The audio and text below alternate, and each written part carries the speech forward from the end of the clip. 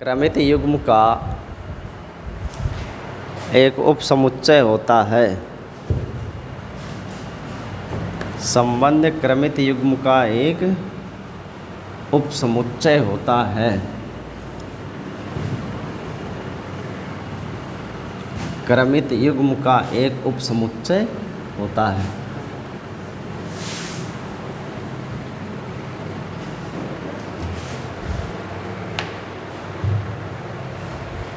जो रिलेशन है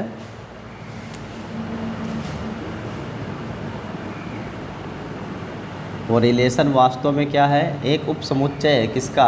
ए cross B का। Relation is a subset of A cross B. मान लो ए और बी दो समुच्चय हैं तो उसके आर्डर पेयर बनाएंगे। उस आर्डर पेयर का ही एक अवयव होगा कौन? रिलेशन, संबंध। अब ये संबंध होते कितने प्रकार के हैं? तो जो संबंध है वो दो प्रकार का होता है। एक तो मैथमेटिकल रिलेशन है, मैथमेटिकल रिलेशन, गणितीय संबंध जिसे कहते हैं, गणितीय संबंध। और एक होते हैं सोशल रिलेशन, सामाजिक संबंध। सामाजिक संबंध। तो संबंध दो प्रकार के, गणितीय संबंध और सामाजिक। जो मैथमेटिकल रिलेशन है उसके कुछ उदाहरण लिखता हूँ मैं, जैसे बराबर। तो दो राशियों में जो संबंध बराबर का है वो ऐसे होता है ना, ए बराबर बी। तो ए और बी में कैसा संबंध है? बराबर का है। दूसरा समरूपता। समरूपता भी क्या है? एक गणितीय संबंध है। इसमें हम कहते हैं कि एक त्रिभुज दूसरे त्रिभुज के क्या है? समरूप है। तीसरा सर्वांग समता, ये भी क्या है? गणितीय संबंध है। दो त्रिभुजों के बीच में होता है कि पहला त्रिभुज जो है वो सर्वांग सम है दूसरे त्रिभुज के। ऐसे नेक्स्ट है समांतर का संबंध। समांतर का संबंध में ए रेखा जो है बी के क्या है? समांतर है। तो ए और बी में कैसा संबंध है? दोनों रेखाओं के बीच में समांतर का है। पांचवा है लंब संबंध, कि ए लंब है बी पर, तो ए और बी के बीच का संबंध कैसा हुआ? लंब का हुआ। ऐसे का वर्ग ये भी तो एक संबंध है। जैसे यक्स का वर्ग वाई है, यक्स का वर्ग क्या है? वाई है, यानी वाई यक्स का वर्ग है। वाई यक्स का वर्ग है यानी वाई बराबर यक्स स्क्वायर। तो इनके बीच में जो संबंध है वो किसका है? का वर्ग का है। ऐसे का वर्गमूल भी तो हो सकता है। अगर वर्ग हो सकता है तो वर्गमूल भी तो एक संबंध है कि वाई यक्स का एक वर्गमूल है।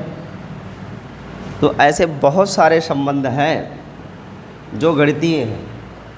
सामाजिक संबंधों में माता पिता का संबंध है। माता पिता, पति पत्नी, पुत्र पिता, सास बहू, ऐसे बहुत सारे संबंध हैं। चाचा चाची, काका काकी, नाना नानी, ये सभी के सभी कैसे संबंध है? सोशल, सामाजिक संबंध है। और ये कैसे संबंध है? मैथमेटिकल, गणितीय संबंध है। हमें जो पढ़ाई करनी है वो कौन से संबंधों की पढ़नी है? गणितीय संबंधों की। ठीक है, तो ये संबंध हो गया। संबंध क्या होता है? ए क्रॉस बी, यानी दो जो सेट लेते हैं उनके अवयवों के बीच का एक संबंध होता है, रिलेशन। और ए क्रॉस बी का एक उपसमुच्चय होता है क्या? संबंध। हो सकता है कि रिलेशन के सारे अवयव ए क्रॉस बी से मेल खा जाए तो वहाँ इक्वल का साइन लग जाएगा, और अगर कुछ अवयव उसमें से लिए गए होंगे संबंध के लिए तो सिर्फ सबसेट का साइन लगाएंगे। जानकारी स्पष्ट है? इसके बाद आता है कि रिलेशन कितने प्रकार का होता है, संबंध कितने प्रकार के होते हैं। तो ये विशेषकर दो कैटेगरी है। उसमें से हम जो गणितीय संबंध है उसका वर्णन करेंगे। जो गणितीय संबंध है ये संबंध मुख्य रूप से 3 प्रकार का होता है। एक होता है स्वातुल्य संबंध। कैसा संबंध? स्वातुल्य संबंध। अंग्रेजी में कहते हैं रिफ्लेक्सिव रिलेशन। रिफ्लेक्सिव रिलेशन, स्वातुल्य संबंध। दूसरा होता है सममिति संबंध। सममिति संबंध, इसे कहते हैं सिमेट्रिक रिलेशन। सिमेट्रिक रिलेशन, सममिति संबंध। और तीसरा होता है संक्रामक संबंध। संक्रामक संबंध, इसे कहते हैं ट्रांजिटिव रिलेशन। Transitive relation. तो यहाँ गणितीय संबंधों में कितनी कैटेगरी हमने निकाल रखी है भाई? 3। कौन कौन से? स्वातुल्य संबंध, सममिति संबंध और संक्रामक संबंध है। स्वातुल्य संबंध को अंग्रेजी में रिफ्लेक्सिव रिलेशन कहते हैं, सममिति को सिमेट्रिक कहते हैं और संक्रामक को ट्रांजिटिव रिलेशन कहा जाता है। ठीक है। जो ये स्वातुल्य संबंध है ये क्या होता है, इसकी परिभाषा भी समझनी होगी। ये संबंध ऐसा है कि मान लो कोई रिलेशन इस तरीके से है, relation R A to B का है, such that A comma B is a element of a set, या इतना ढेर सारा ना लिखो, ऐसे समझो। स्वातुल्य संबंध है, ए और बी मान लो 2 अवयव हैं किसी संबंध आर के। ए और बी 2 अवयव हैं किसी संबंध आर के। अगर इनके बीच ऐसा संबंध हो, कैसा कि ए का जो संबंध बी से है वही संबंध ए का ए से भी हो, तो ऐसे संबंधों को कहा जाता है स्वातुल्य संबंध। ए का जो संबंध बी से, ए का ठीक वही संबंध स्वयं से भी हो, तो ऐसे संबंध को कहते हैं स्वातुल्य कहते हैं। उदाहरण के लिए हम लेते हैं बराबर का रिलेशन। आर क्या है? बराबर। तो अगर हम कहें कि a बराबर b है, तो यहाँ से आप निश्चित कह सकते हो कि a बराबर a भी होगा। अगर a और b आपस में बराबर है तो a भी तो a के बराबर होगा। तो यहाँ देखो a का जो संबंध b से है वही a का संबंध a से दिख रहा है कि नहीं? तो ऐसे संबंध को क्या कहेंगे? स्वातुल्य संबंध कहेंगे। दूसरा है सममिति संबंध। सममिति क्या होता है? यहाँ मान लो a और b 2 एलिमेंट है रिलेशन आर के, तो इसमें ए का जो संबंध बी से है अगर ठीक वैसा ही संबंध बी का ए से भी हो तो ये संबंध कहलाएगा सममिति। ए का बी से जो संबंध है वही संबंध बी का ए से भी हो, तो ऐसे संबंध को कहते हैं सममिति संबंध। जैसे समांतर को लेते हैं यहाँ पे एग्जाम्पल में, समांतर संबंध लेते हैं। मान लो 2 रेखाएं हैं, एक रेखा है ए और एक रेखा है बी। तो यहाँ पर ए समांतर क्या है? बी। तो हम ये भी तो कह सकते हैं कि बी समांतर ए है। भाई 2 रेखाएं अगर एक दूसरे के समांतर ही तो होती है, तो ए अगर बी के समांतर है तो बी भी क्या होगा? ए के समांतर होगा। कोई दिक्कत तो नहीं है? वीडियो एकदम ब्राइट तो नहीं हो जा रहा है? तो ए का जो संबंध बी से है वही संबंध बी का ए से भी है, तो ये संबंध क्या कहलाएगा? सममिति संबंध। संक्रामक, नाम से ही लग रहा होगा महामारी टाइप का है ये, है ना? तो ये क्या होता है कि इसमें मान लो 3 अवयव हैं किसी संबंध में, ए बी सी के 3 अवयव हैं आर। ए का कोई संबंध बी से है, ठीक ऐसा ही संबंध बी का सी से हो।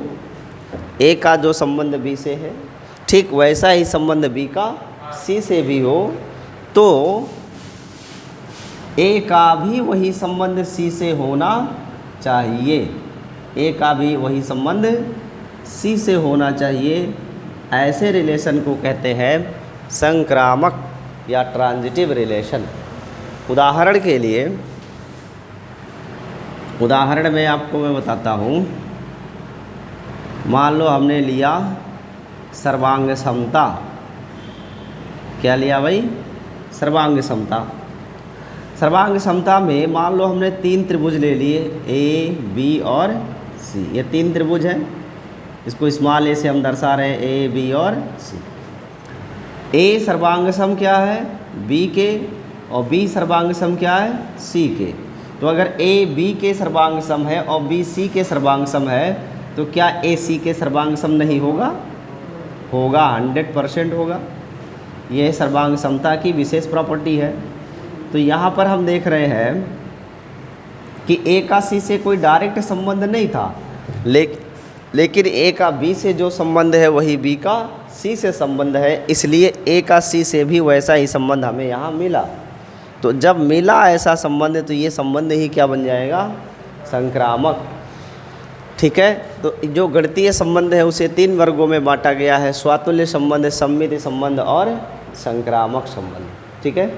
इसमें एक और होता है लास्ट में, तुल्यता संबंध। कौन सा संबंध है भाई? तुल्यता संबंध। इसे कहते हैं इक्विवेलेंस रिलेशन, तुल्यता संबंध। तो ये तुल्यता संबंध क्या होता है? कोई ऐसा संबंध जो स्वातुल्य भी हो, सममित भी हो और संक्रामक भी हो। क्या क्या हो? स्वातुल्य हो, सममित हो और संक्रामक हो। तीनों गुण जिसके अंदर पाए जाएंगे, ऐसे संबंध को कहेंगे तुल्यता संबंध। तो तुल्यता संबंध कौन होगा? वह संबंध जो स्वातुल्य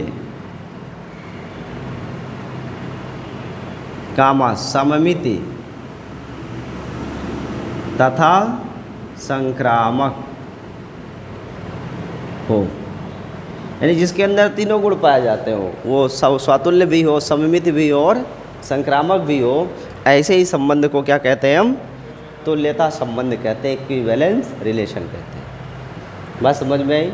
और तुल्यता संबंध को प्रतीक के रूप में ऐसे दर्शाते हैं। ये इस तरीके का आप सिंबल बनाओगे तो ये किसको व्यक्त करेगा? तुल्यता को व्यक्त करेगा। क्या इतनी जानकारी स्पष्ट है?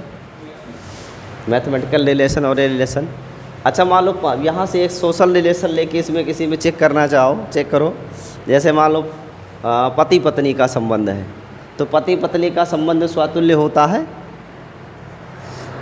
पति पत्नी का संबंध स्वातुल्य होगा?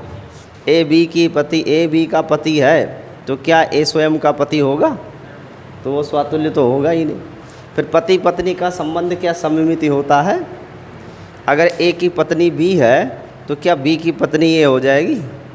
वे ऐसा तो हो ही नहीं सकता ना। ऐसा हो सकता है तब जब 2 पुरुष मिलकर शादी कर लें या 2 महिलाएं शादी कर लें, तो इस पर कोर्ट ने अभी शायद स्टे लगाने वाला है, ये कि अननेचुरल है। और तीसरा क्या है? संक्रामक। तो पति पत्नी का संबंध संक्रामक हो सकता है क्या? पति पत्नी के संबंध में जब संक्रामकता आती है तो मर्डर होता है, झगड़े होते हैं। अभी ए बी की पत्नी है, बी सी की पत्नी है, तो ए सी की भी पत्नी हो जाएगी? ऐसा थोड़ी ना होगा कि पड़ोसी की भी पत्नी हो जाए। तो ये जो सोशल रिलेशन है वो इसको वेरीफाई नहीं करते। ठीक है, तो इसे नोट कर लीजिए, फिर इसके आगे और बताते हैं आपको विस्तार से।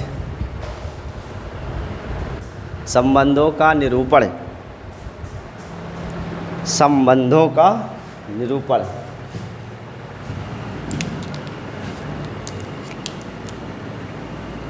संबंधों का निरूपण।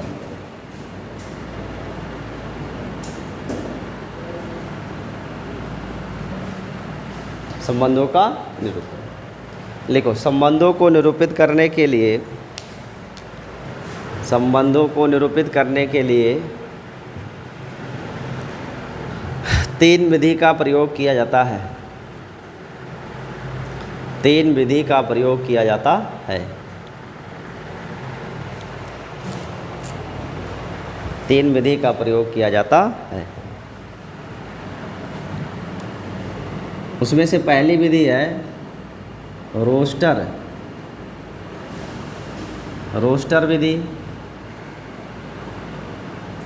रोस्टर विधि। रोस्टर विधि में क्या करते हैं? सारे अवयव लिखते हैं। दूसरा है आपका तालिका विधि या नहीं यार, रोस्टर को ही तालिका कहते हैं,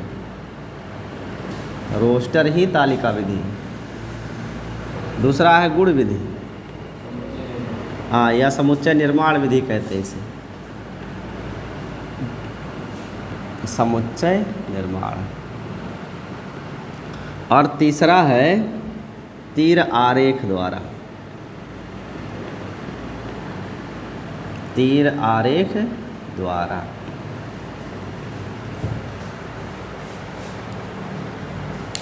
तीर आरेख द्वारा। तो तीन विधियों से समुच्चय का निरूपण करते हैं, संबंध का निरूपण करते हैं, रोस्टर, गुण विधि और तीर आरेख। तो इसमें से रोस्टर और गुण विधि तो हम पहले से ही जानते हैं, हम रेखा जो विधि है उसको समझते हैं एक प्रश्न के द्वारा। एनसीईआरटी का एक क्वेश्चन है, एग्जाम्पल लेते हैं और इसी से एक्सप्लेन करते हैं। एग्जाम्पल है कि एक सेट है ए, सेट ए है 1 2 3 4 कमिन 5 6, ठीक है। और जो रिलेशन आर दिया है वो ऐसे है x, y such that y is equal to x plus 1। इसमें से हमें कहा गया है पहला, इसे तीर आरेख से व्यक्त करो। एक रिलेशन दिया हुआ है, ठीक है, और रिलेशन ए से ए का ही है, जिसे तीर आरेख से दर्शाना है। पहले अवयव निकाल लेंगे। रिलेशन किस पे है? समुच्चय ए पर है। तो पहले आप जानते हो कि हम ए क्रॉस ए निकालते हैं, इसी में का ही तो एक अवयव ये है। बट डायरेक्ट हम इस रिलेशन के अवयव प्राप्त कर सकते हैं। अगर हम ऐसे लिखते हैं ए क्रॉस ए, तो जो पहला वाला सेट होता है उसे क्या कहते हैं? डोमेन। जो दूसरा होता है उसे रेंज कहते हैं। हिंदी में इसे प्रांत कहते हैं और इसे परिसर कहते हैं, या कभी कभी सह प्रांत भी कहा जाता है, रेंज या को डोमेन कहते हैं, ऐसे, ठीक है। तो ए से ए का संबंध है, इस संबंध के अवयव को हम निकाल सकते हैं। कैसे? देखो, डोमेन के अवयव क्या है? यही। तो डोमेन के अवयव में x बराबर 1 है, x बराबर 2 है, x बराबर 3 है, x बराबर 4 है, x बराबर 5 है, x बराबर 6, ये सभी डोमेन के अवयव हैं। रेंज क्या आएगी? रेंज का मतलब y की वैल्यू, और y कैसे मिलेगा? x प्लस 1 से, यही तो रिलेशन है। तो 1 रखेंगे तो 1 प्लस 1 इज इक्वल टू 2। जब 2 रखोगे तो y की value 2 plus 1 is equal to 3। जब 3 रखेंगे तो y की value 3 plus 1 is equal to 4। जब 4 रखोगे तो y की value 4 plus 1 is equal to 5। जब 5 यूज़ करेंगे तो 5 प्लस 1 इज इक्वल टू 6। और जब 6 यूज़ करोगे तो 6 प्लस 1 इज इक्वल टू 7। यही तो आया। इसमें से देखो, जो परिसर है वह भी तो सेट ए ही है ना, तो ये कहाँ तक लिख सकते हो? 1 से लेकर 6 तक। और यहाँ आया क्या? तो ये 7 तो इस रिलेशन का हिस्सा नहीं होगा, तो इस 7 को क्या करेंगे? हम हटा देंगे। Is not element of relation R, ये रिलेशन का संबंध का हिस्सा नहीं है। इसे तीर आरेख से दर्शाने के लिए हम पहले सेट और दूसरे सेट को ऐसे लिखेंगे। ये पहला वाला सेट भी ए है, बट इसे क्या कहा जाएगा? डोमेन। और दूसरा सेट जो होगा उसे क्या कहा जाएगा? रेंज। पहले सेट में अवयव कौन है? 1 2 3 4 5 और 6। दूसरे में अवयव क्या लिखेंगे? 1 2 3 4 5 6। क्यों मैंने दोनों तरफ समान अवयव लिखा? क्योंकि डोमेन भी सेट ए का है और रेंज भी सेट ए का है। प्रश्न के अनुसार जो रिलेशन है वो ए क्रॉस ए से ही तो आएगा। तो डोमेन भी ए है, रेंज भी ए है, इसलिए दोनों तरफ हमने ए के अवयव को लिख दिया। अब जो जिससे रिलेटेड है उसे हम तीर द्वारा मिला देंगे। जैसे एक का संबंध किससे है? तो एक को किससे मिलाएंगे? 2 से। 2 का संबंध किससे है? तो 2 को मिलाएंगे 3 से। 3 का 4 से। 4 का 5 से। 5 का 6 से। 6 का है ही नहीं। 6 का इमेज नहीं। तो यहाँ पर जो डोमेन मिला एक्चुअल में उसके वास्तविक अवयव कितने हैं? 1 2 3 4 और 5। जो रेंज मिला उसके अवयव क्या है? 2 3 4 5 और। तो इस तरीके से देखो ये तीर आरेख विधि हो गई, तीर आरेख से दर्शाना हो गया, और इस रिलेशन का डोमेन भी हो गया और रेंज भी हो गया। दोनों बातें स्पष्ट हैं। और कैसे अवयव को निकालते वो भी स्पष्ट हो गया।